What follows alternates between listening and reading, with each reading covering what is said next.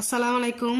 আর আপুরা এরা বিকালে নাস্তা খাই বেলা যে বাঁধাকপি আছিল, বরহড়ি আছিল, দুই এনে আলু আছিল, আলুর কুচি কুচি করে দিলাম, বরহড়ি দিলাম, বাঁধাকপি দিলাম, কাঁচামরিচ, হাট্টা বাইউন, পিঁয়াজ, ধনিয়া পাতা ব্যাক এক লগে দিয়ে নে মাখি ফেলাইম।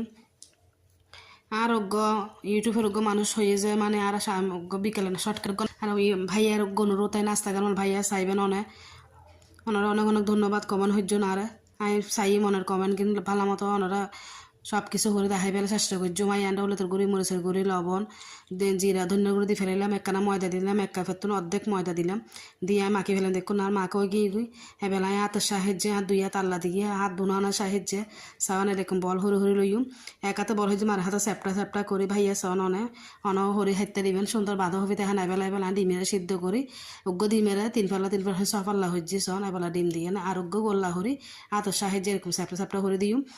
তেল গরমে গিয়ে আইতে দিয়ে দিম। দেখুন না আর কত সুন্দর গিয়ে গুই বিকেল শর্টকাট এরকম নাস্তা করে হাইতে দিবেন ডিম দিয়ে না তেল গরমও গিয়ে আই দিয়ে দিলাম সন। আর এই নাস্তা অনেক মজা নাস্তা কিন হাই সাইবেন ওনারা আপুরা ভাইয়ের এরকম নাস্তা হাই সাইবেন।